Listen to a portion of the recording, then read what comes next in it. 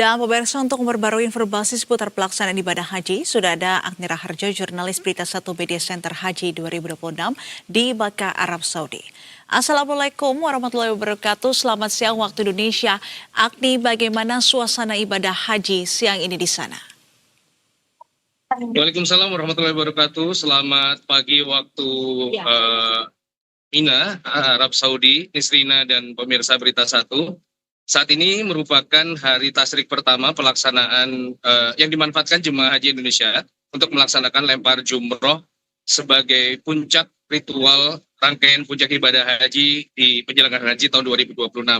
Ada 3 kali lempar jumroh yang akan diikuti oleh jemaah, yaitu lempar jumroh wusta, kemudian ula dan aqobah. Namun yang menjadi perhatian khusus pada saat pelaksanaan lempar jumroh adalah cuaca yang cukup panas, di mana di kawasan Mina suhu udara maksimal pada siang hari bisa mencapai 42 derajat Celcius.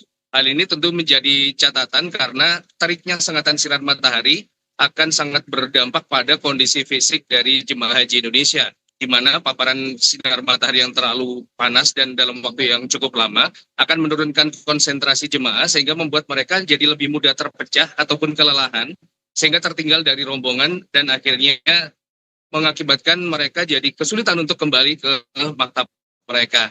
Dan untuk mengantisipasi cuaca panas ini sendiri, petugas penyelenggara ibadah haji Arab Saudi kemudian melakukan edukasi dengan melakukan pembagian oralit kepada jemaah-jemaah yang tengah berangkat menuju ke melempar jumroh.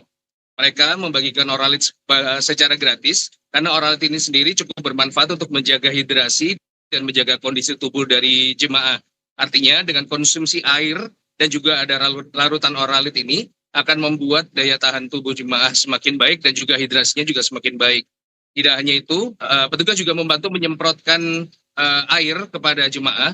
Manfaatnya untuk menurunkan suhu tubuh yang terpapar sinar matahari yang cukup terik ini sendiri. Hal ini sangat bermanfaat untuk membuat jemaah merasa tetap segar dan nyaman, sehingga mereka bisa tetap berfokus dan konsentrasi untuk melaksanakan ibadah lempar jumroh di Mina. Dan berikut pernyataan dari Puji Raharjo, Dirjen Bina PHU Kementerian Haji dan Umroh. Jamaah selama ada di Mina ini harus banyak air minum. Kemudian supaya air minum itu terserap dengan tubuh dengan baik, maka sebaiknya air minum itu dicampur dengan larutan oralit ini. Jadi contohnya begini Bapak Ibu sekalian. Ini saya bawa air minum. Ini botolnya kita buka. Nah, bentar dulu coba. Ini buka dulu Mbak. Ya. Ini yang minum saya. Nah, Yang minum saya. nah, like this. Nah, ini diminum. Habis itu dikocok. Nah, Dikocok. habis Terus kita minum. cara minumnya sedikit-sedikit ya, jangan sekaligus. Sebegini, Bismillahirrahmanirrahim. Wow. Oke ya, strong. Nah, thank you. Menghindari ya Pak ya. Untuk menghindari dehidrasi gitu, kelelahan karena kekurangan cairan dalam tubuh ya. Selamat menjalankan ibadah haji, selamat melempar jumroh, semoga sehat semua. Saat ini baru mendekati pukul 8 pagi, namun cuaca di Mina cukup cerah dengan suhu yang cukup hangat, mencapai mendekati 38 derajat Celcius, dan diprediksi pada siang hari nanti suhu cuaca maksimal bisa mencapai 42 dan 43 derajat Celcius. Karenanya kami terus mengimbau jemaah untuk banyak mengonsumsi air minum, kemudian apabila keluar ataupun menuju ke Jamarot akan menggunakan payung ataupun APD atau pelindung kepala seperti topi dan kacamata. Hal ini penting untuk menghindarkan jemaah dari sengatan matahari langsung dan menghindarkan risiko dari heat stroke.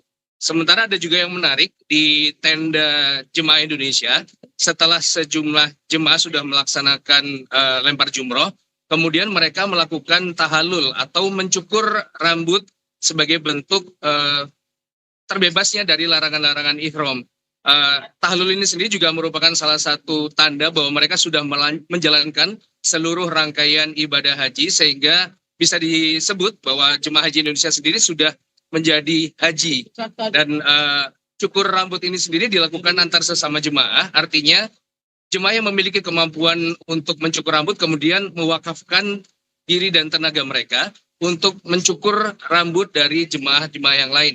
Tidak dipungut bayaran, semuanya dilakukan atas dasar keikhlasan dan atas dasar rasa kebersamaan. Sehingga hal ini juga menjadi pemandangan yang hangat di tenda jemaah, di mana seluruh jemaah bisa saling berinteraksi dan saling mendukung. Nisrina. Baik, terima kasih atas informasinya Agni Raharjo, jurnalis Berita 1 Media Center Haji 2026, atas informasinya dan selamat kembali bertugas.